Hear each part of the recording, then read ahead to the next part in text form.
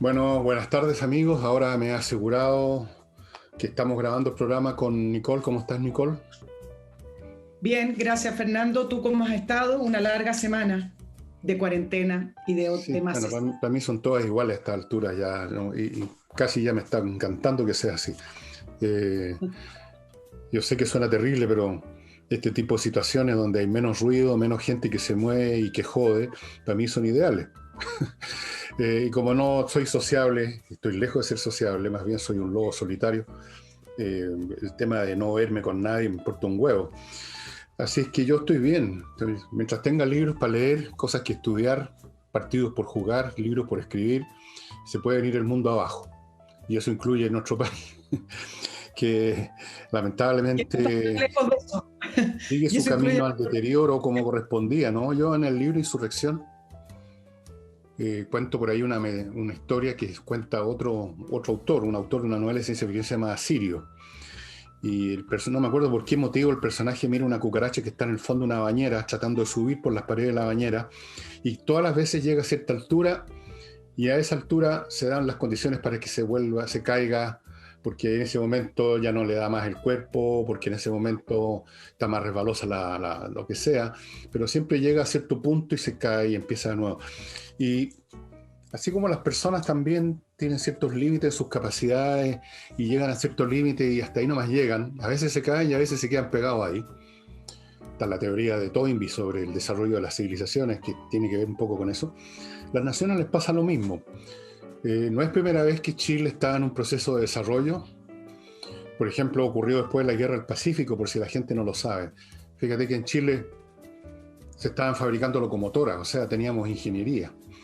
Y todo eso se derrumbó por ciertas circunstancias X, da lo mismo cuáles, la historia no es siempre tan igual. Y el país se convirtió en lo que sería después la llamada República Parlamentaria, que vivía del salitre.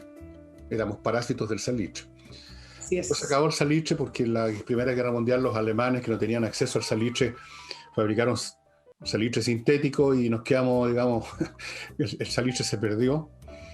Y así, después el cobre, crecemos, pero siempre nos topamos con nosotros mismos y ese nosotros mismos metemos, lo voy a decir, en nuestra naturaleza como pueblo, nuestra estructura cultural, incluso quizás hasta genética, no sé, habría que ver. Estas cosas no hay que decirlo, hoy en día suenan muy mal, suenan súper reaccionarias, suenan súper impolíticas, pero es la evidencia parece que tenemos y entre paréntesis en eso nos acompañan otros países latinoamericanos que tienen las mismas condiciones culturales y tal vez hasta genética, o sea, aquí hay un tema también de lo que una persona puede dar o no, ¿no es cierto? O sea, tú si tienes ciertas condiciones puedes ser un atleta y si no las tienes no vas a ser nunca un atleta. No es meramente una cuestión cultural, aunque te adiestres en el mejor gimnasio, si te falta una pierna no vas a poder ser velocista, digámoslo, para ponerlo en extremo. Yo creo que a nuestro país le faltan una pierna, un brazo, le faltan varias cosas. Llegamos a cierto nivel y se generaron las resistencias, aparecieron estas nuevas generaciones tan brillantes y aquí estamos. Y aquí estamos, pero también aquí estamos para poner las cosas en perspectiva, o quizá en una perspectiva distinta de la manera en que se ha visto este panorama sanitario, desde el punto de vista sanitario, desde el punto de vista político. Y no es porque uno esté a favor o en contra de una causa, que se entienda bien, porque hoy lo veo por las redes sociales, lo veo por los medios de comunicación, todo es blanco-negro, todo es binario, y acá no se trata de eso. Creo que el rol que por lo menos quienes estamos en esta materia de análisis, de información, el rol por lo menos es dar vuelta a las cosas y ponerlas de otra manera para entender que no existen las verdades absolutas. Y es muy curioso que en Chile, incluyendo a todo el espectro político, incluyendo a los medios de comunicación tradicionales, se da una verdad absoluta con las cosas, como por ejemplo con las cuarentenas. No he visto las contrapreguntas con respecto a la cuarentena, que es algo muy distinto que se está dando hoy ya ciertas corrientes importantes en Europa, ya les voy a plantear aquello. Entonces partamos con el tema de la famosa frase de que la salud es lo primero, que se llenan la boca nuestros lindos líderes parlamentarios, se llena la boca también el gobierno, la salud es lo primero. Y hay que revisar esa frase, porque efectivamente, ¿quién puede estar en contra? Esto es como decir, estoy a favor de las mujeres, que es algo políticamente correcto. Estoy a favor del feminismo, porque tú sabes que todos los partidos políticos se declaran feministas, ¿no es cierto? Y Claro. incluso algunos quieren escribir una constitución feminista, que todavía no entiendo qué significa, pero bueno, el punto es que hoy lo políticamente correcto es decir que la salud es lo primero, pero hay que revisar esa frase, porque esa frase nos lleva a ciertas concepciones que me parecen absolutistas y me parece que no habla de la realidad como debería ser. Primero, ponerla en contraposición al mundo político con respecto a que si efectivamente la salud es lo primero, entonces hay que despolitizar los hospitales, hay que despolitizar al colegio médico, hay que despolitizar a una fracción importante del Ministerio de Salud que se ha estado quedando después de varios gobiernos y que no tienen las capacidades que corresponden. ¿Y qué respuesta le vamos a dar a las 254.000 personas que están en lista de espera de enfermedades auge? ¿O acaso se nos olvidó que además del COVID siguieron desarrollándose todas las otras enfermedades que nosotros teníamos taco y lista de espera para ser operados? Esas personas siguen sufriendo. Entonces, no podemos plantear que la salud es lo primero siendo absolutista y mirando solo el COVID, porque el mundo no es solo COVID. Entonces, dejemos de decir aquello, porque aquello simplemente no se cumple y no se cumple, incluso se deja de cumplir si solo las medidas son para combatir el COVID. Eso lo primero. Y lo segundo que quiero plantear, y acá es donde siempre la gente tiende a tirarte hacia lo binario, es que si bien no estoy de acuerdo y jamás estaría a favor, y es una discusión que tuve también en una, ¿para qué me metí en redes sociales? Pero es interesante. No estoy a favor de las conspiraciones del punto de vista de que el COVID es un invento. Lo que yo quiero plantear es que el COVID se ha convertido en una herramienta, que son cosas distintas. Y efectivamente para mí se ha convertido en una herramienta política donde los liderazgos, y sobre todo en este año de elecciones, han tratado de tomar posición y han tratado de tomar ventaja. Porque les da relato a los políticos, les da agenda, sean de derecha o de izquierda, sean presidenciales e incluso el gobierno, un gobierno que recordemos viene del octubre de 2019 con una falta de gobernabilidad y una falta de seguridad tremenda hacia la población, y le viene esto. Entonces, no es que esté todo inventado, no, la realidad es esa, pero se aprovechan y se utiliza.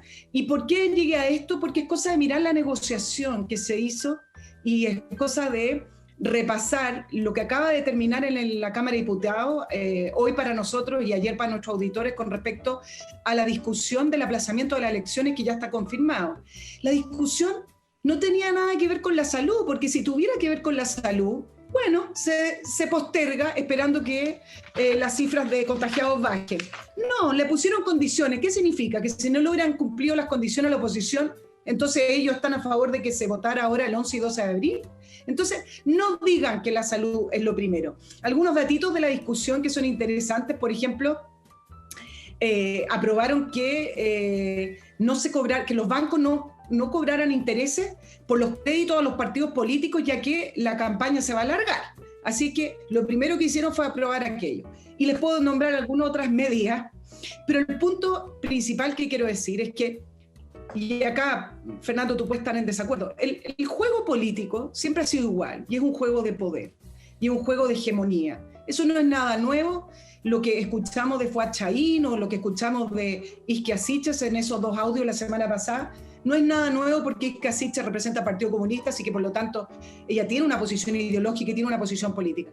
Lo que a mí me parece complicado para efectos de nosotros los chilenos es que estamos atrapados en ese juego, porque ese juego, si se da en una situación de normalidad, quizás ni siquiera nos damos cuenta porque es parte de la habitualidad del mundo político. Pero no, nos tienen sin nuestras garantías esenciales y básicas, nos tienen sin libertad individual, sin libertad para emprender, sin libertad para trabajar. Tenemos que pedir permiso para hacer cualquier cosa en nuestra vida individual y por ende quedamos atrapados sin nuestras garantías en medio de este juego. Y eso es lo que me parece complicado y eso es lo que me parece que no hay que tomarse a la liviana. Y por eso digo que me parece extraño, quizás no es extraño para efectos de nuestra ciudadanía. Me parece complicado que no hayan voces que por lo menos hagan la contrapregunta cuando se trata de decretar más limitaciones y más limitaciones, de decir, bueno, ¿dónde está la evidencia? ¿por qué están estableciendo este confinamiento? ¿Por qué están estableciendo esta medida? Se toman estas medidas y ha ocurrido al contrario. Hay corrientes que son muchísimo más pro confinamiento y pro limitaciones, y algunos en unas redes sociales lo llaman los talibanes del encierro.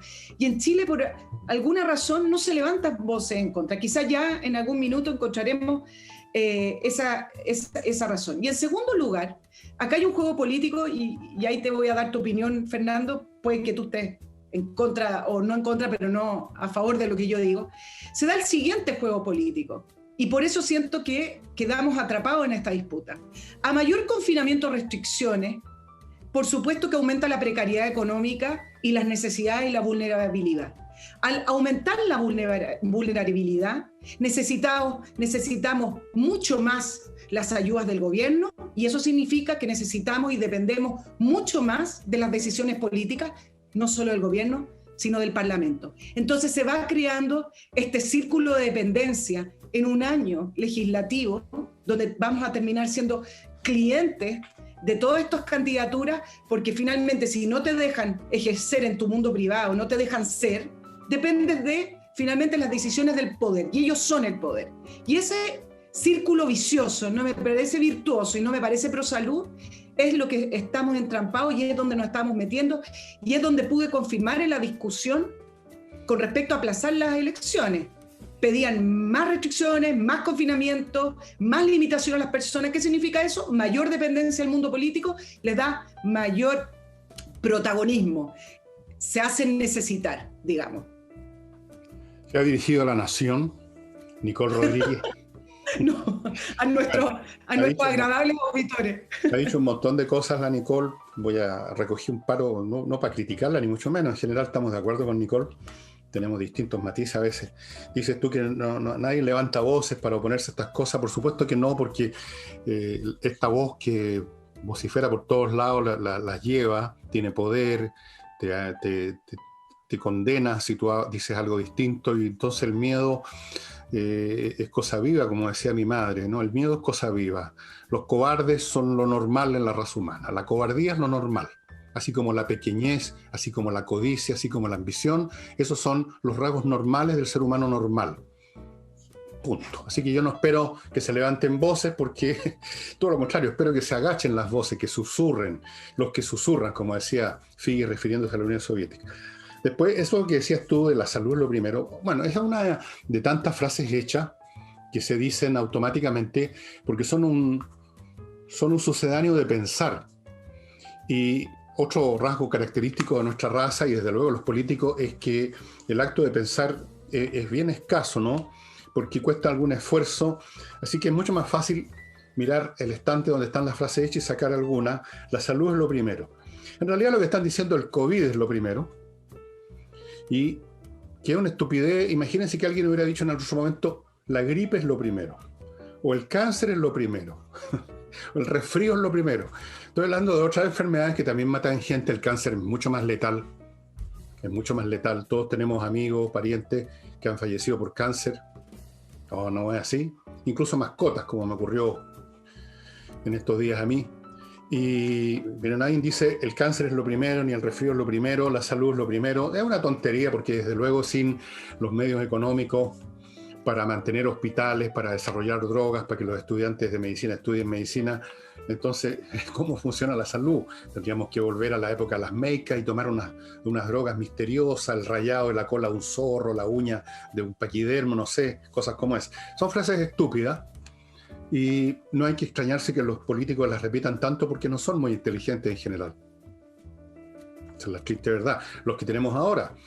Lo que he dicho muchas veces, y tú estás de acuerdo conmigo, que este es el Congreso más estúpido que hemos tenido en toda nuestra historia política. Es decir, yo viví en los años 50 y 60 y leía el Mercurio y leía las intervenciones que salían publicadas completas en un cuerpo especial, creo que los domingos, de las intervenciones en el Congreso, y por lo tanto leía lo que decían tipo de todos los sectores. Me acuerdo de Bolodia Teitelbon, Hernán Milla por los comunistas, me acuerdo de Aniceto Rodríguez, Salvador Allende, me acuerdo del guatón Julio García Garcena, de Partido Nacional, de un montón. Eran de un nivel intelectual a años luz de los tipos de ahora. No quiero dar nombre a los de ahora para no ser odioso, pero ustedes los pueden o sea, al revés, son pocos los que se rescatan de un universo de ignorancia, de cretinismo, de repetir lugares comunes impresionantes. Y finalmente tú decías que la política es un juego, cierto, pero el juego se puede jugar de muchas maneras distintas. Tú lo sabes muy bien porque tú jugabas hockey. La política es un juego de poder. La gente que está en política es porque son ambiciosos de poder, en algunos casos rarísimos porque consideran el poder, no se olviden nunca que el poder es solo un instrumento para implementar lo que a ellos les parece mejor para el país, lo que ellos creen humildemente, pero están dispuestos a escuchar lo que creen otros, porque una persona inteligente sabe que se puede equivocar. Pero no peleamos tanto del político común y corriente. Ahora, ese juego se puede jugar mal, se puede jugar bien, se puede jugar a un nivel decente, se puede jugar a un nivel de campeones mundiales, se puede jugar ajedrez como los grandes maestros, o se puede jugar ajedrez como un gallo que sabe mover las piezas. Y lo que tenemos aquí es un juego rasca de gente que solo sabe mover las piezas. Se les nota a la vista su ambición desnuda y penca. Eso que acabas de decir tú, que de lo primero que se preocuparon es de que no pagar intereses por los créditos para sus campañas, lo dice todo. Lo dice todo eso solo. Pero hay mucho más que se podría agregar. Por eso que te decía adelante que hay que tomar en cuenta la composición del material humano, que yo sé que suena mal y que se buscan otras explicaciones, que todo depende de la cultura, del contexto. Claro, depende en un grado, pero también depende del material. Tú puedes hacer ciertas cosas con un material y otras no. Tú puedes hacer muchas cosas con adobe, salvo construir un rascacielos. Tú puedes hacer muchas cosas con cartón piedra, pero no podéis construir una casa. Y tú podías hacer muchas cosas con los seres humanos, dependiendo de los límites de esos seres humanos. Y este Congreso tiene un pésimo material humano. Y es cosa de que ustedes lo escuchen. Y la gente que ve televisión, yo creo que tú ves las noticias y ves esas cosas, tú tienes más paciencia que yo.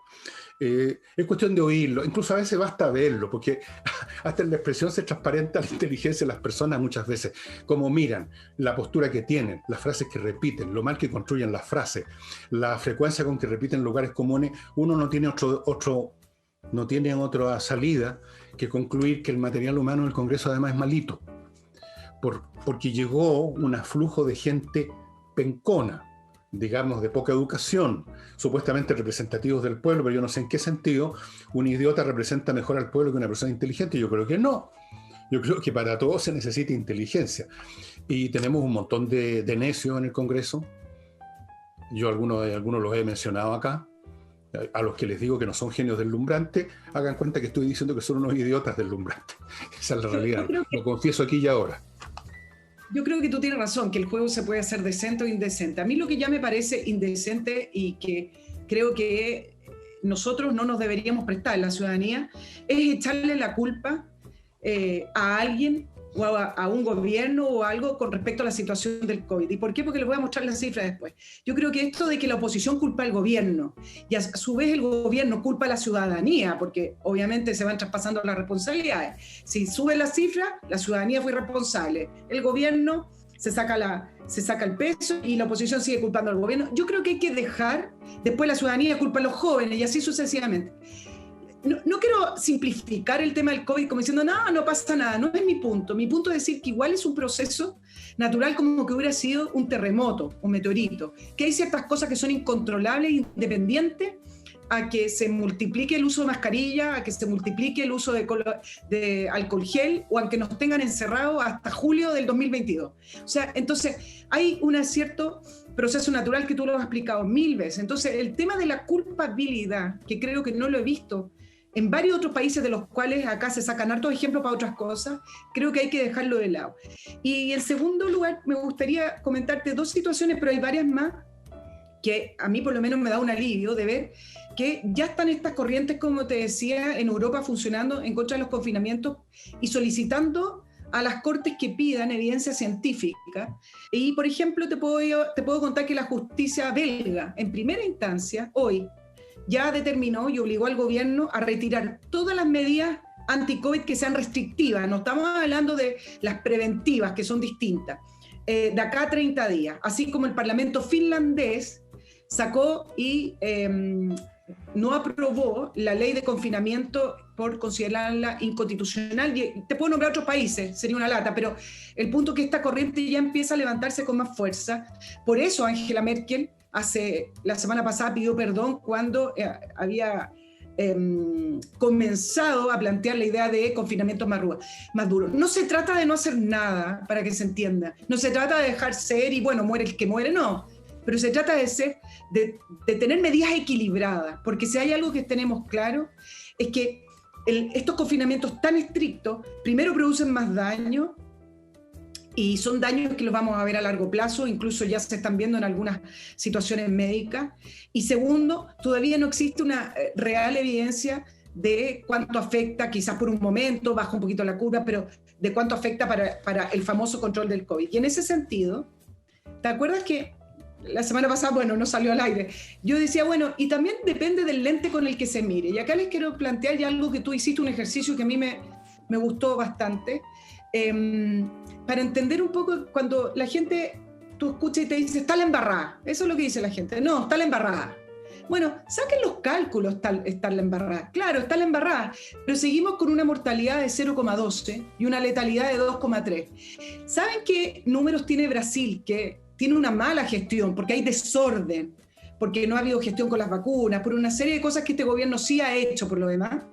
Brasil tiene una mortalidad de 0,14, similar a Chile, y una letalidad de 2,49. ¿Es mucho más la tendalada que otros países? No, no es verdad. Lo mismo que, por ejemplo, Estados Unidos. Mortalidad 0,1, letalidad 1,8. Si ustedes sacan todo el promedio de los países, salvo algunas excepciones que están muy por sobre la curva, en general la letalidad fluctúa entre 2, 2,5, 3%, y la mortalidad de países que más o menos han podido tener un sistema de salud, hay países que no están en vía de desarrollo, están en el subdesarrollo, tienen mortalidades de 0,1, 0, y algo. Entonces, pongamos los números en perspectiva. Yo siempre me he preguntado qué pasaría si en vez de estar haciendo el reporte todos los días, porque esto depende del lente con el que se mire, todos los días con cifras de fallecidos, ¿por qué no les suman, por ejemplo, los recuperados, que son 931.000 en Chile? Entonces, todo depende de las situaciones. No es que sea manipulación, no es que sea mentira, sino que la verdad tiene muchas miradas.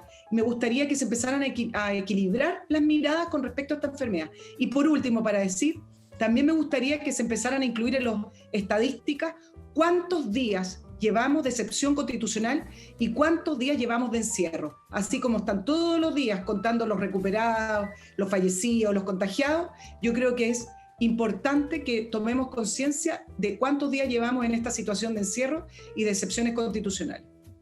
Tienes toda la razón, pero como tú sabes, el COVID se convirtió rápidamente en un fenómeno político, mediático, y la lógica fue una de las primeras cosas que se fue al tacho.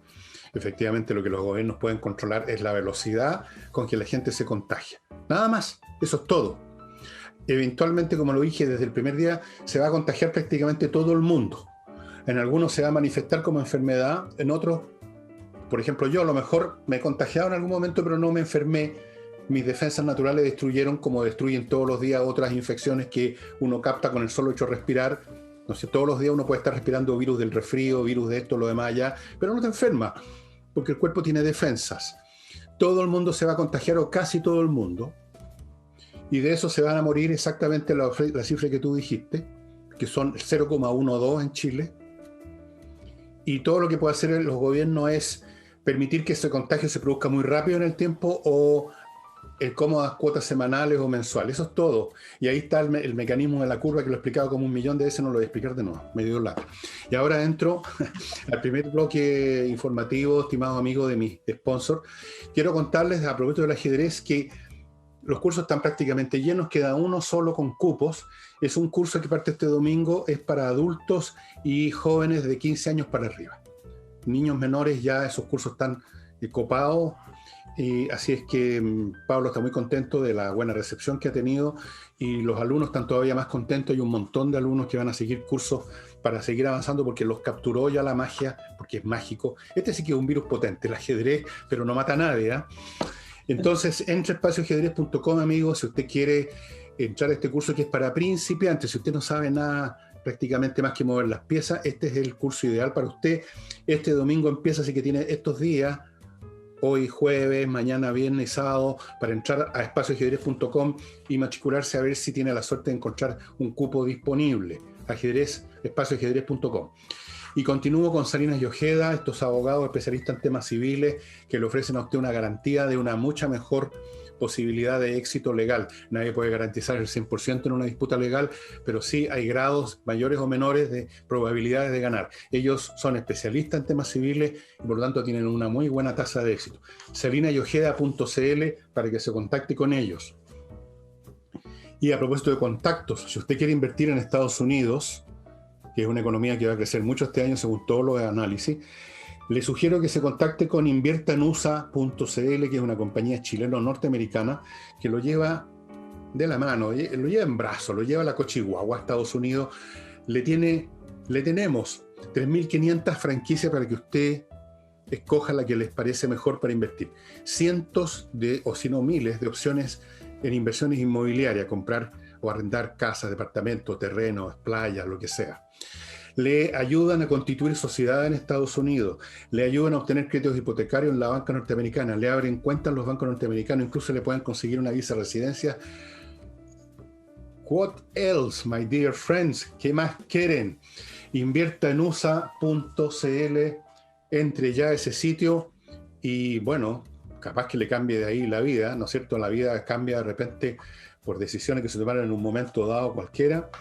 Uno no les creyó que todo iba a seguir igual y no, te cambia todo. Hoy no es así. Continuamos con Nicole. Nicole. Sí, oye, a propósito también de esto, lo que ha traído los confinamientos tiene que ver con las ayudas del gobierno. A propósito, ayer, para nuestros auditores, tuvo que salir también el ministro París a defenderse de una publicación que tenía una cita de un doctor del New York Times, que era un doctor de la Anthony Hopkins, hablando de el caso chileno como un mal ejemplo, porque después de la vacunación o con esto de que la vacunación es exitosa, la gente se había relajado. A mí me parece que la gente no se ha relajado, la gente está cansada, que es distinto.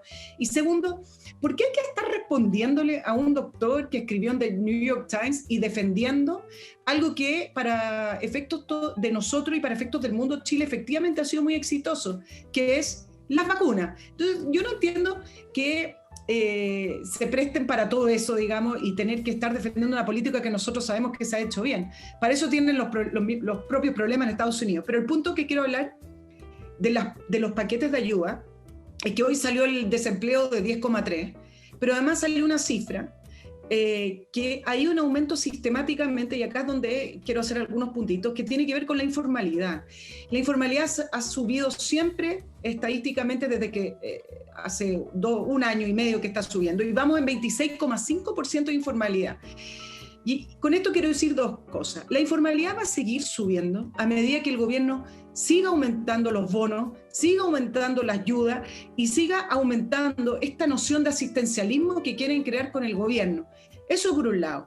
Porque además es muy difícil desmontar lo que se está creando. Por eso, cuando uno ve que estas corrientes de la oposición piden más ayuda y le dicen no te apruebo esto porque tú más ayuda, no lo hacen principalmente para que lo llegue a la gente. Desde que empezó el COVID se ha estado montando un sistema de estado de bienestar que yo creo que a esta altura yo creo que ya ni siquiera vale la pena discutirlo para una nueva constitución, porque la pregunta es ¿qué presidente o qué líder se va a atrever a desmontar la cantidad infinita de ayuda que está prestando el Estado? Yo no estoy diciendo, de nuevo, para no caer en blanco y negro, que el Estado no tenga que prestar ayuda, no se malentienda. Lo que estoy diciendo es que para poder reactivar la economía y para poder salir adelante y para poder salir del subdesarrollo en el que estamos, necesitamos otras políticas. Y toda la corriente tiende a que el Estado siga aumentando el gasto y siga aumentando esta sensación de que, ¿sabes qué más? Mejor no trabajo porque como me llegan ayudas del gobierno, me sale mejor no trabajar. Eso pasó en España y eso pasó en listado de los países de Europa de estado de bienestar. Bueno, de a poco se ha ido estado construyendo porque este gobierno ha ido cediendo. ¿Cuál es la deuda que tenemos para que ustedes sepan? Se calcula que el 2021 nuestra deuda, es decir, lo que el Estado chileno va a deber, es casi 35% del PIB chileno, es decir, 35% de lo que creamos, de lo que producimos. No es mucho. Y nosotros somos un país pequeño.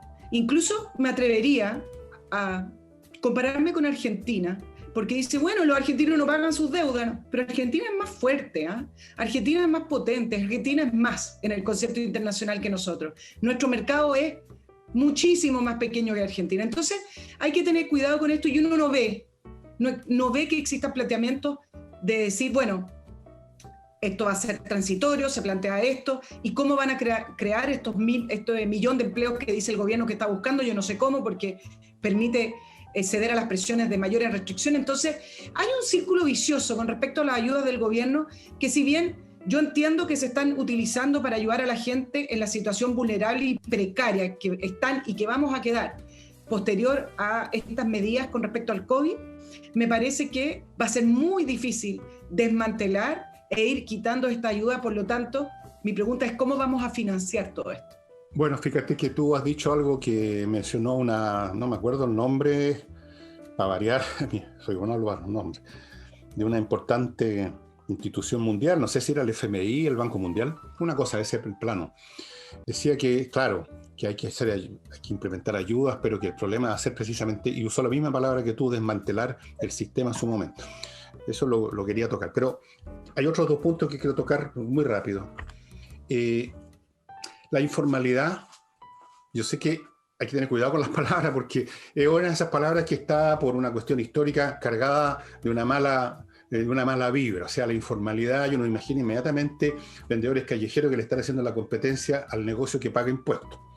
Pero en esta situación, esta informalidad no es tanto reemplazo de lo formal, sino sustituto de lo formal que no está funcionando. La informalidad depende de a qué llamamos informal y en qué condiciones se da. Podríamos usar una palabra, por ejemplo, más positiva y a todo sonaría distinto. Podríamos decir adaptabilidad. Porque muchos de estos trabajos informales son simplemente la respuesta creativa hasta cierto punto, en un grado mayor o menor, de gente que perdió sus pegas, que no las puede desempeñar. Y que naturalmente están preocupados en este momento de producir y vender la mercancía, el servicio que dan, y no están tan preocupados de ir a alguna oficina pública, digamos, a sacar los permisos o a constituir una empresa y hacer todo eso de tiempos normales. Yo entiendo que debe haber muchos de estos llamados trabajos informales que son positivos en ese sentido. Le están dando a mucha gente, Nicole, una fuente de ingreso. No estarán pagando impuestos muchos de ellos, por supuesto. Quizás ni siquiera funcionan las oficinas donde se constituye una empresa, pero están comiendo, están haciendo algo, no se sienten unos parásitos. Yo prefiero estos informales a los que están, como algunos gremios, incluso que todos sabemos, en su casa de brazos cruzados, porque son tan formales que sus pegas no han desaparecido porque son estatales y reciben todos los días, todos los meses, la transferencia bancaria del lugar donde trabajan.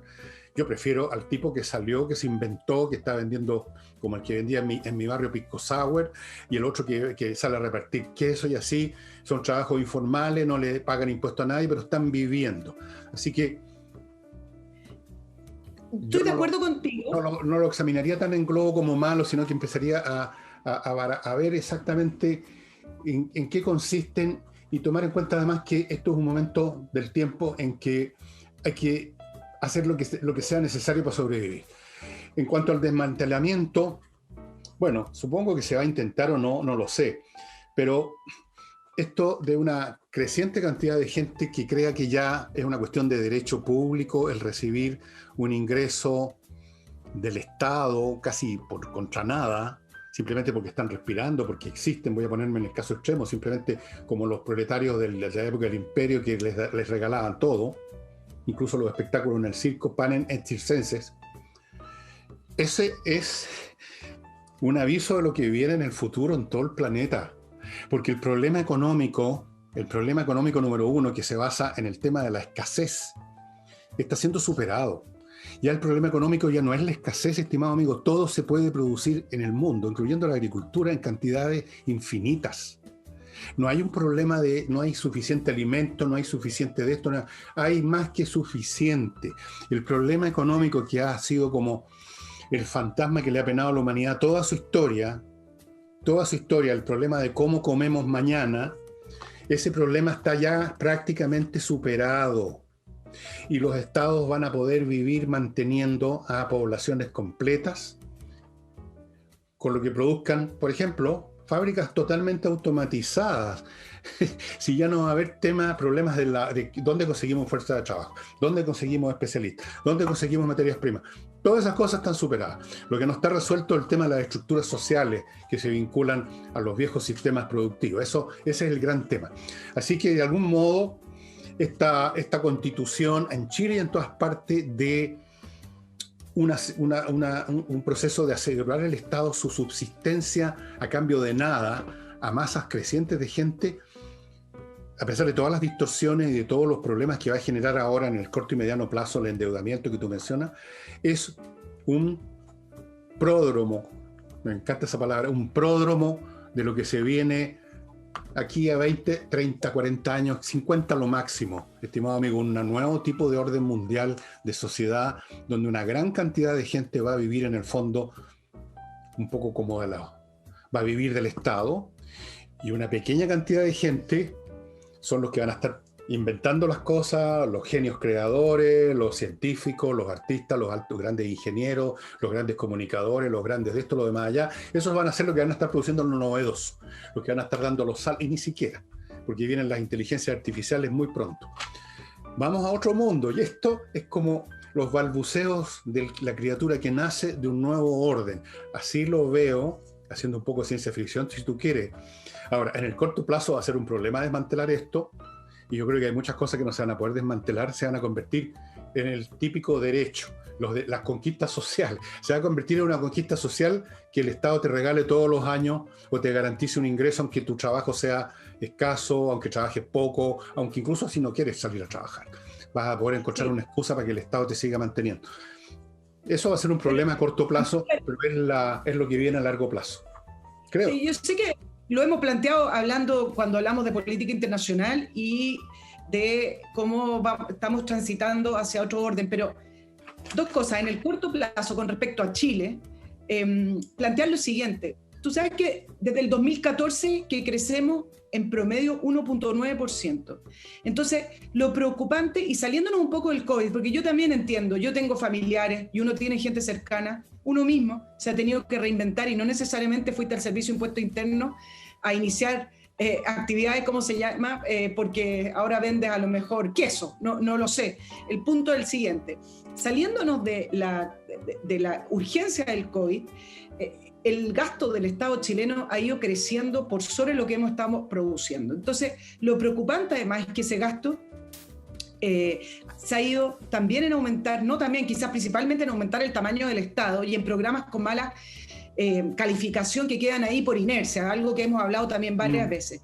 Pero además tenemos una como contradicción que te quiero plantear, porque en esta discusión constituyente y en esta corriente que se ha instalado como lo correcto, de exigir y de que uno se siente, pero que es una verdad también absoluta, derechos de todo tipo, se le pide al Estado que garantice todo aquello, pero a la vez menospreciamos la economía. O sea, hay países que por último entienden que se tienen que aplaudir y darle la bienvenida a las inversiones, que hay que aplaudir a los empresarios, no aplaudir porque se rindan, no me malentiendan, sino que no crear una animosidad en contra de ellos como se está creando en Chile.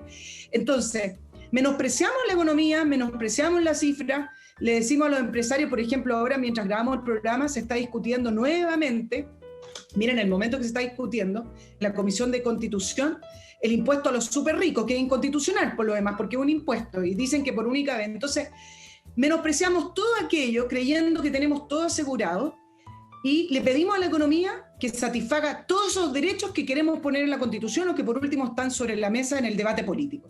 Entonces, ¿cómo lo hacemos? Vamos, le decimos, cerramos la economía, no trabajemos, digámosle a los súper ricos, llévense sus inversiones, que lo van a hacer, llévense su patrimonio porque en realidad acá vamos a ponerle un impuesto, sumémosle al royalty, siendo que en Chile tenemos tasas impositivas en la minería bastante altas también. Entonces, ¿Cómo lo hacemos para poder garantizar todo eso que queremos garantizar, pero a la vez seguir con este discurso de odio hacia la gente que a lo mejor tiene... cómo lo vamos a tener que hacer. Tenemos que sacar a estos hueones de donde están, pues. Si eso es lo que tiene que hacer el país. Tenemos que votar en las próximas elecciones congresales y sacar a patada a todos estos pelotudos que piensan precisamente eso, que estiran la poruña para recibir todo gratis, pero al mismo tiempo le amarran las manos a los que producen eso que ellos quieren recibir, porque son estúpidos. Entonces no entienden todavía las cosas elementales de economía, efectivamente. Es una cosa impresionante, pero no es nada nuevo. Las masas que estos gallos representan son así. Odian por un lado a los que producen, pero por otro lado quieren que haya alguien que produce para ellos poder meterles la mano al bolsillo, como dijo Guille. Viven en esa contradicción. Viven en, por un lado, ser parásitos de los ricos, estoy poniéndolo en blanco y negro, y por otro lado, odiando a los ricos. Parásitos de los que producen, los que inventan cosas, los que toman riesgo y crean riqueza, y odiándolos, pero al mismo tiempo queriendo que sigan existiendo para sacarle el pedazo más grande posible. Viven porque son pencas en esa contradicción. Esa es una maldición que le pesa a la raza humana desde el principio de los tiempos. Solo que ahora ha crecido mucho más porque esas masas han crecido mucho más, están más empoderadas, vociferan más y son más difíciles de controlar. Esa es la única diferencia histórica que hay con cualquier otro periodo que tú mires. Ahora, en el caso de Chile, para volver a lo nuestro, yo no sé, el único remedio que se me ocurre, como te digo, es un cambio político que signifique que esta gente que han traído el daño al país, que han sido dañinos desde la administración de Michelle Bachelet en adelante, lograron incluso arruinar la administración de un presidente de otro signo. Esta gente tiene que salir, tiene que irse. Pero eso depende, lamentablemente, de las mismas masas que lo pusieron ahí, pues. Ahora, yo no sé cuántos de estos ciudadanos comunes y corrientes que votaron por ello hace 2 años, en otras circunstancias, van a volver a votar o por los mismos o por otros que son iguales. Está por verse si esta masa tan brillante aprendió algo o no. Ahora, yo siempre digo, lo que decía mi madre, cada pueblo tiene el gobierno que se merece. Si resulta que la mayoría de los chilenos les parece bien esto y votan por otros tontones como esto, bueno, que se jodan entonces. ¿Qué se puede hacer? Si un grupo de gente se quiere tirar por el abismo, si un grupo de gente se quiere tirar por la ventana, si están ¿qué puedes hacer tú? ¿Cómo los atajas? Lo único que puedes hacer tú es mirarlos tirarse por la ventana y no tirarte tú por la ventana nada más. Y llegado el caso de irte a otro edificio, como están haciendo muchos ricos, como dices tú, gente con capitales, y yo también conozco varios que ya se han ido, y así se va desgranando el choclo, y yo no sé a quién le van a meter la mano al bolsillo finalmente, porque no va a haber ningún bolsillo al cual meterle mano. Nosotros, a los medianos, a los normales, como decimos nosotros. Entonces, una vez que a nosotros nos saquen todo, o nos vayamos también, porque nos podemos ir nosotros también, entonces no sé, ahí se agarrarán como las ratas que las ponen en un lugar donde hay poco espacio y poco alimento, se destruyen entre ellos. Se destruirán entre ellos, supongo. Mira, nosotros... Espérate un poquitito, Nicole. Perdón. Déjame, no me pidas perdón. Yo te pido a ti porque te estoy interrumpiendo, pero soy breve. Controller, si usted quiere, a propósito, si es uno de los empresarios héroes, por no decir casi santos, que se siguen quedando en Chile y tratando de salir adelante, le sugiero que se ponga en contacto con Controller para que le optimice el departamento de gestión y así usted tenga mejores probabilidades no solo de sobrevivir, sino de crecer. Controller es una empresa que nació de los esfuerzos de contadores auditores que trabajaron 20 años en empresas grandes norteamericanas, que conocen el tema de la eficiencia administrativa al dedillo, tienen los mejores software para seguir los flujos de gestión y pueden hacer este ejercicio de escáner en su empresa, sea esta pequeña, mediana o grande. Los datos están a mi derecha, póngase en contacto, no le cuesta un peso contactarse con ellos y preguntarles qué pueden hacer por usted. Y continúo con el detergente para la ropa y para la vajilla más eficiente, que espero que la Nicole ya lo esté comprando, Lavo Club. Lavo Club lava la vajilla muy bien, lava la ropa muy bien, es biodegradable, hipoalergénico y se lo llevan a la casa todas las veces. Así que usted se ahorra por lo menos una salida. El producto viene en unos contenedores súper grandes, o sea, tiene todas las ventajas que usted no va a encontrar en ningún otro producto. Lavo Club.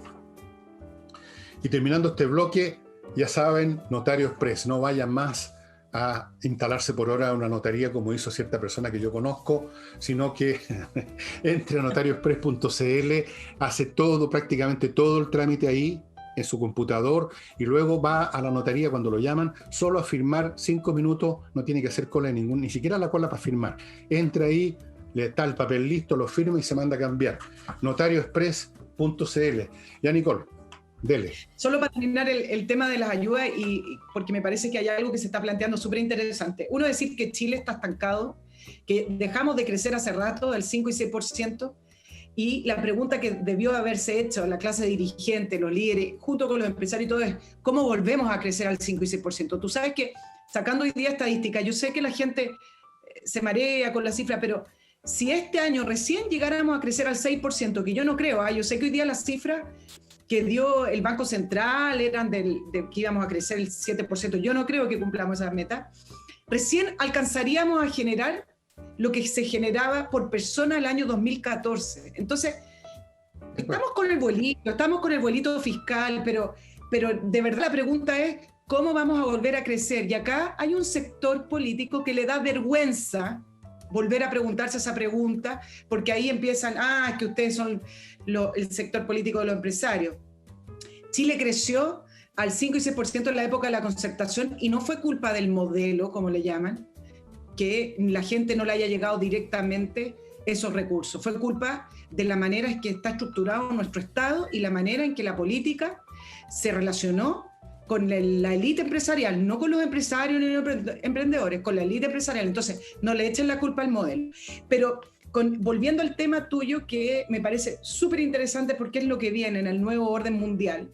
Leyendo un reportaje de Economist, hablaba que los paquetes de ayudas fiscales que se plantearon durante el año 2020, alrededor del mundo en general, de los países que pudieron hacerlo, dice que nunca antes en la historia de la humanidad se había expandido tanto el estado de bienestar, y dice que esto no tiene ningún parangón en la historia. Entonces la pregunta que se hace de The Economist es cómo aquello va a alterar la política a futuro, cómo aquello va a alterar el cómo concebimos el Estado. Y hace la comparación, ¿se acuerdan la gran crisis del 2008? Que fueron, del 2008, que fue la burbuja inmobiliaria, que finalmente los rescates se hicieron a los bancos. Nunca en la historia se habían hecho este nivel de rescate, pero directo a la gente. Entonces, el The Economist plantea que esto va a plantear nuevos paradigmas. No sé hacia dónde va a ir, uno no sabe, pero es interesante empezar a discutirlo. Va para donde te dije, porque ese es el problema número uno de todo sistema social desde la época de las hordas, de la época de las cavernas. Cómo mantener el orden social, siendo que en cualquier grupo humano hay una minoría que es la que produce y una mayoría que son más o menos parásitos. Y si no parásitos, menos productivos. Digamos, en una horda de la época de las cavernas no podían haber parásitos porque se morían de hambre o se los comían. Todos tenían que hacer alguna cosa, pero habían unos que eran realmente los más talentosos, los más productivos, los que se les ocurrían mejores ideas, y siempre ha sido así. Hay una minoría que es la realmente productiva intelectual y físicamente. Pero entonces siempre el problema es qué hacemos con la mayoría, que está un poco resentida porque recibe menos, porque ve que otros son los que se llevan toda la fama o la gloria, se llevan los privilegios. Ese ha sido el problema número uno, que es lo que Marx llama la lucha de clases, pero que él la entiende de otra manera. Y eso es eterno, porque tú convives con miles de millones de personas y una sociedad no puede funcionar si no aplaca siquiera un poco a esa masa menos productiva, menos talentosa, menos vistosa, menos bella, menos interesante, menos de todo, que está contigo, que está ahí y que, no siendo talentosa, puede echar todo abajo. Como lo vimos en octubre, que salieron unos pinganillas y pudieron perfectamente quemar todo lo que jamás habrían podido construir, pero pueden destruir.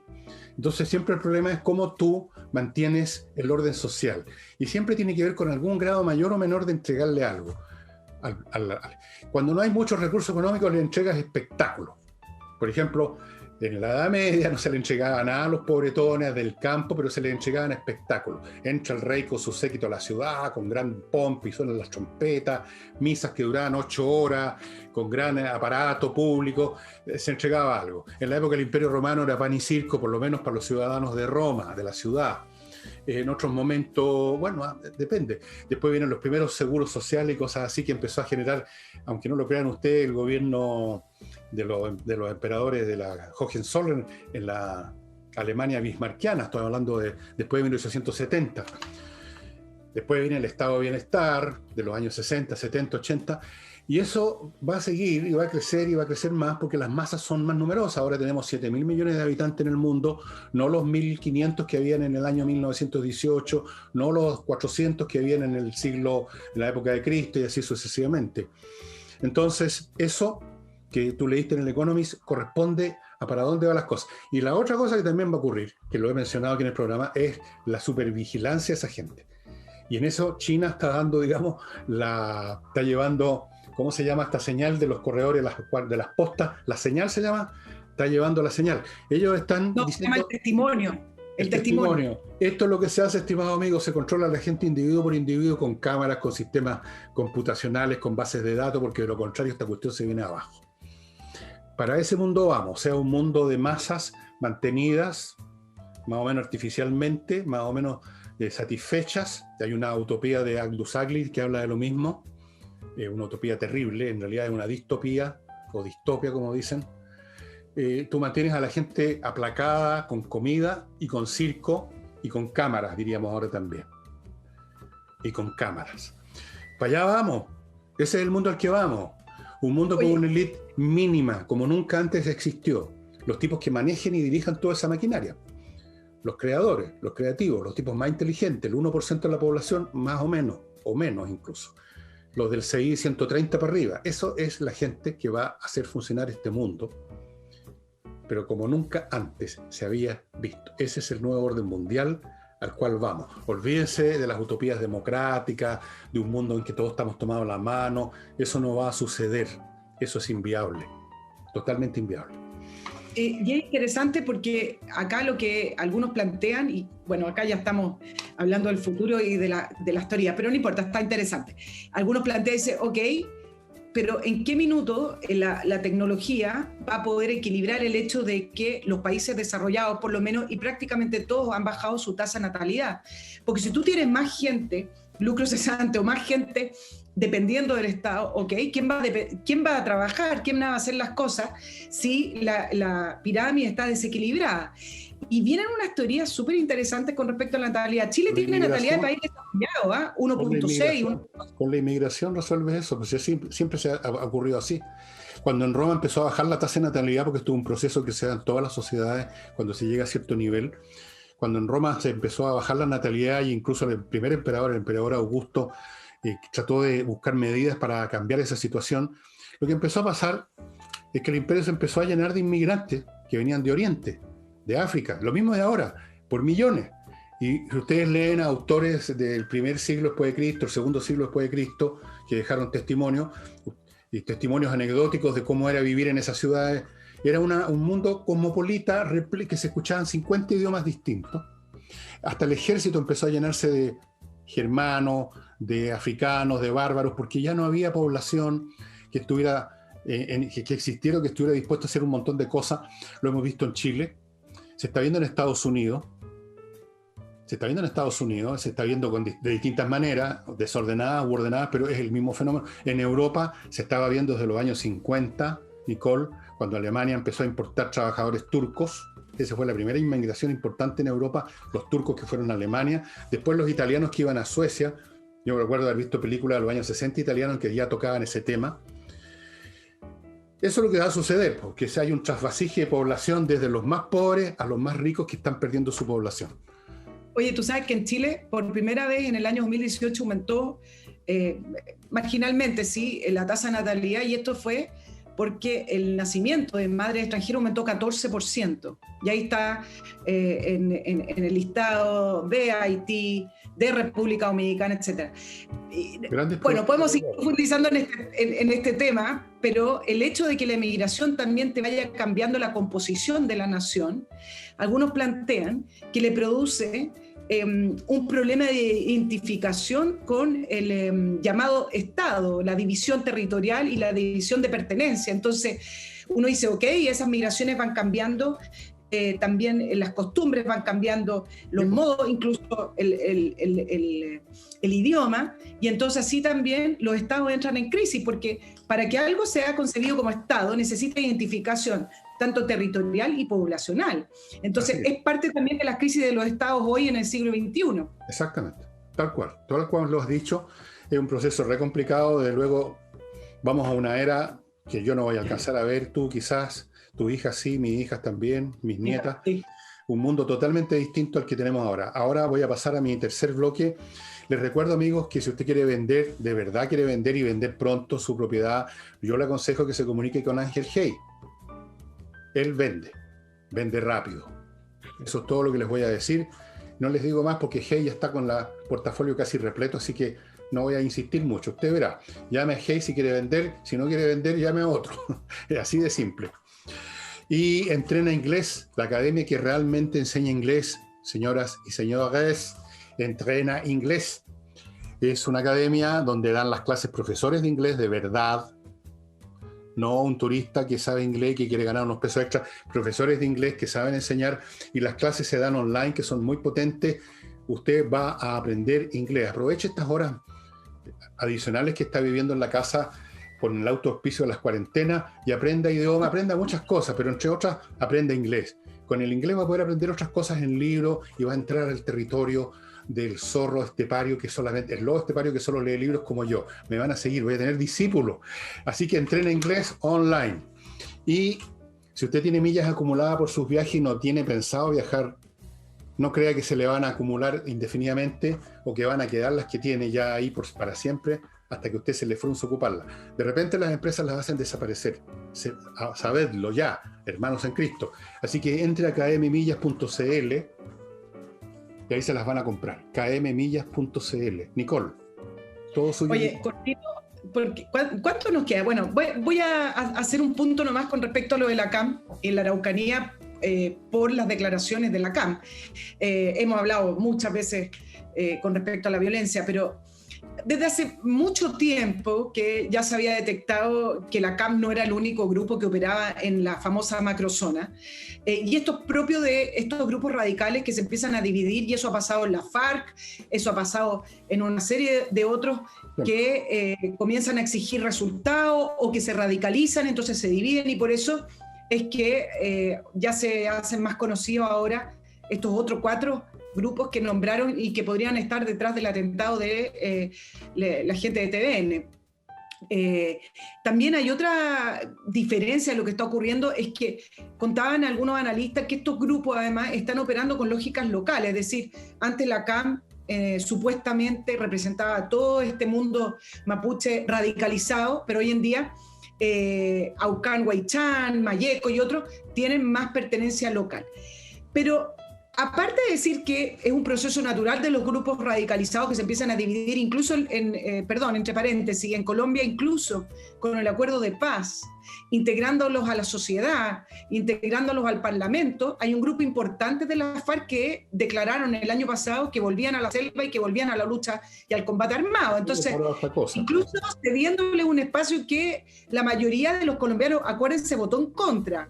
Y como no les gustaron el resultado, se fueron a firmar un acuerdo de paz a Cuba. Pero bueno, eso es otra historia. A mí me parece impresionante que, primero, el punto es que todos estos grupos, y eso es lo grave, cuentan con armas de fuego, con armas militares. O sea, no importa que se hayan dividido, no importa que uno sea más radicalizado, pero todos tienen una capacidad de fuego que no habíamos visto antes. Por lo tanto, le hacen el peso al Estado. Y 2, que me parece aún más grave, todos amenazan el Estado, y además todos han reivindicado la lucha armada y la vía violenta para conseguir sus propios objetivos, incluso habiéndolo declarado abiertamente, oficialmente, y ninguno de estos grupos es puesto a disposición de la justicia o es puesto bajo investigación. Es decir, Yaitul se defendió diciendo que la CAM no estaba detrás del atentado a TVN porque, mira la declaración, si son cosas insólitas, porque ellos atentan contra las forestales y contra los agricultores. Entonces uno dice, entonces sí, está bien. O sea, si una persona declara oficialmente que ellos atentan contra las forestales, esa persona tiene que quedar en custodia. Entonces, ¿cómo es posible que se dejen pasar estas declaraciones como si fueran normal? No normalicemos estas situaciones. No, pero creo que Chile la está normalizando. Esto salió en un titular en un diario. El gobierno no se atreve y las Fuerzas Armadas tampoco, digamos las cosas por su nombre, a meterse en esta cuestión. Si las Fuerzas Armadas se metieran, y no porque hicieran un golpe de Estado, sino que simplemente porque el gobierno las llamara a actuar para rescatar un pedazo de territorio nacional y actuar contra un grupo armado que tiene poder de fuego y todo lo demás, no duran una semana, si realmente no son... El poder que tienen es el poder que les ha concedido la sociedad, que les ha concedido el Estado. Si, así de mano a mano no pueden competir contra las Fuerzas Armadas, ni siquiera contra un grupo especializado, bastaría un grupo de 400 o 500 especialistas de alguna, no voy a dar los nombres, para liquidar a estos tipos en una semana. Lo que pasa es que el gobierno no se atreve, las Fuerzas Armadas no se atreven, las Fuerzas Armadas dicen nosotros no nos vamos a meter en estos asuntos porque después aparecen estos tipos de aquí o de afuera acusarnos de atropello a los derechos humanos. Nadie va a acusar de atropello a los derechos humanos a los que dispararon contra Núñez y su compañero. Esos son compañeros de la causa de la liberación mapuche o lo que sea. Pero las Fuerzas Armadas o la policía o los carabineros sí son condenables por todos estos, no sé cómo llamarlo, estos sacristanes de los derechos humanos. Es el gobierno, entonces, ¿cómo? Ya no es cuestión de llevarlos a la justicia, pues, ¿sí? Esto ya no es un tema de llevarlos a la justicia. Tú cuando tienes un enemigo externo que te invade, tú no los pretendes llevar a la justicia, tú los enfrentas militarmente. Y estos tipos son los que se han puesto ellos mismos en la postura de enfrentamiento militar contra el Estado chileno, ¿no? Como tú dices. Entonces, no se trata de llevarlos a la justicia. Y cuando el gobierno hace esas declaraciones, que yo las he denunciado 1000 veces como el colmo de la estupidez y la cobardía, está poniéndose en un terreno pero absolutamente surrealista. Además, tampoco los llevan a la justicia. O sea, nada. Esa es la nada completa.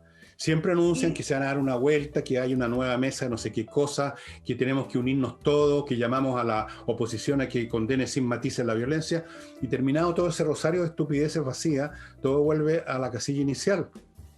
Y yo lamento mucho, porque yo he escuchado a algunas personas decir esto, que nosotros no vamos a hacer nada porque no... A mí me llama la atención que gente que ha jurado defender la patria, incluso si eso le cuesta la vida, no están dispuestas a defenderla si eso les cuesta un juicio. Me parece curioso, fíjate, como desproporcionado. Pero en fin, así están las cosas en Chile hoy día. Te quiero agregar dos datos que también son curiosos y que fueron invisibilizados porque la situación del camarógrafo y los disparos y a Iván Núñez y al equipo, por supuesto que se comieron todo el resto del relato, pero yo no quiero opinar con respecto a la situación de camarógrafo, que es terrible, pero aparte de aquello, me llamó muchísimo la atención el relato de Iván Núñez, sí, cuando dice que ellos, un grupo estaba molesto porque no habían pedido permiso, pero ellos le respondieron que habían pedido permiso. Ahí tú, primero decir, ¿cómo es posible que dejen pasar, hablando a propósito de la libertad de prensa, que dejen pasar esta situación en el cual para entrar a un camino que lo construyó el Estado de Chile, donde todos podemos pasar, haya que pedir permiso? Esto refleja la situación. Y en segundo lugar, Iván Núñez cuenta que cuando estaba pidiendo auxilio en la carretera, un auto no quiso parar y le dijo que no se atrevía a ayudarlo por miedo a las represalias, un auto de un particular. Esa es la historia. Yo sé que lo otro es tremendo y es lo que dio pie a la historia, que es el balazo y los disparos y el calibre de las armas contra el camarógrafo y el equipo TN. Pero acá estos dos puntos fueron pasados por alto y esto es lo que te dice cómo está la situación en la Araucanía. Bueno, y un equipo de prensa, ¿cómo es posible que lo dejen pasar como una historia? Esta es la historia, hay que pedir permiso. Esto atenta contra la libertad de movimiento. Sí, bueno, yo estoy en la misma que tú. Me pareció que todo lo que dijo Núñez, lo que dijo me parece inaceptable que en primer lugar que vayan a darle entrevista a esta gente. En primer lugar me parece que eso ya me parece que es inaceptable que vayan a hacerle entrevista, digamos, a estos jefes de bandas armadas criminales. Que anden en la postura de no, si le pedimos permiso a este y le pedimos permiso al otro. Esa actitud obsecuente, claudicante. Claro, eso quedó tapado por los balazos, pero en el fondo que hayamos llegado a eso, y luego Televisión Nacional diciendo que esto era un atentado a la libertad de prensa, como si eso fuera lo importante. Es un atentado a la libertad de prensa. No, bueno, era un atentado criminal contra su gente, era un atentado contra la nación, no era un atentado contra su canalcillo mantenido por el Estado con una erogación tras otra porque los tipos pierden plata. Eso es, me pareció que lamentablemente todo eso, que es súper grave, quedó tapado por el baleo propiamente tal, efectivamente. Mira, Pero claro, si uno dice estas cosas, uno se convierte en el malo de la película, pero como yo ya soy el malo de la película, me da lo mismo, ¿no? Todos estos periodistas progresistas, entre paréntesis, ¿ha sabido de alguno que haya hecho alguna crítica respecto a esta situación de que le disparan o de que hay que ir a pedir permiso para entrar a un pedazo del territorio? Se quedaron todos. nadie ha apuntado con el tema del permiso, siempre, pero prácticamente esto es transversal porque tú sabes que siempre hay una unión de una industria cuando ocurren estas situaciones, pero la respuesta que se ha dado a todos estos periodistas que reaccionaron condenando el hecho de TVN es que, bueno, ¿cómo es posible que no condenen cuando murió Juan Barrio incendiado y quemado en un camión? O el agricultor que hace 3 semanas recibió un balazo en la cabeza. Ahí no hay condena. Y déjame agregarte algo que a mí me parece que no ayuda en nada. Mira, en Chile estamos pasando varias crisis, ¿eh? La crisis sanitaria, la crisis económica, la crisis institucional. Yo creo que si salimos de esta somos el pueblo más resiliente del mundo. Pero ¿cómo es posible que hace un mes atrás pongan a Hernández Norambuena en entrevista en la red y entonces ahora pareciera que quien entrevista a más delincuentes y a más terroristas? Entonces ahora vamos a entrevistar a Yaitul. Sí, miren a la gente que están poniendo en pantalla, que reivindican la lucha armada y la violencia. ¿Cómo después nos quejamos que en Chile la violencia continúa? Si la están reivindicando todo el tiempo. Nicole, tú conoces perfectamente cuál es el nivel de ese mundillo. Así que ¿para qué vamos a seguir? Ellos, con tal de hacer una entrevista y creer y ganar un punto de rating, serían capaces de degollar a su abuela. Y las empresas mismas están en el mismo juego, porque si no, no lo permitirían. No se supone que las empresas aquí son manejadas por los imperialistas, por los empresarios, y que ellos tienen una prensa que solamente... Pero no es verdad, pues aquí lo están viendo. Hay empresas que tratan todos estos temas de la Araucanía con mucho cuidado para que no les quemen sus camiones. Así de simple. Hay una complicidad impresionante, grosera. Y lo digo a sabiendas que esto me puede costar caro, pero es la pura y santa verdad, y no puedo, lamentablemente, no tengo el talento para quedarme callado en estas cuestiones. Ya, voy a pasar ahora al último bloque. Estimado amigo, en tiempos como estos es bueno tener una parte siquiera de sus recursos en un objeto que no depende de los vaivenes del mercado, y ustedes saben que me refiero al oro. El oro purito, oro de ley, queridos amigos. No quiere salir de la bolsa esta vez. Miren ustedes, se puso porfiado esta. Pues mis dedos ya, a la edad que tengo, todo me está fallando, ¿no? Lamentablemente. Todo.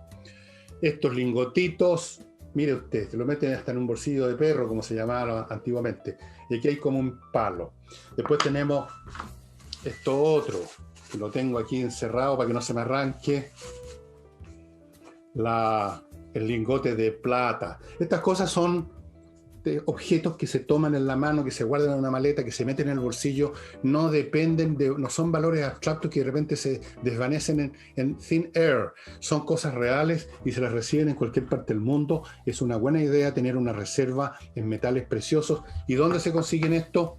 Se consiguen en compreoro.cl, estimados amigos. Les sugiero, señora, señor, que tiene algunos recursos todavía, que compre lo que le parezca conveniente en oro y plata y téngalo ahí.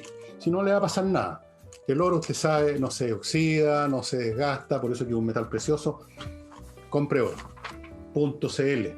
Y no olviden, amigos, que Miclimo sigue con su promoción de las 50 lucas. Hay un descuento de 50 lucas, hay un 5% adicional si dicen que llegaron ahí por este programa, y un 0,5% si dicen que vienen por Nicole también.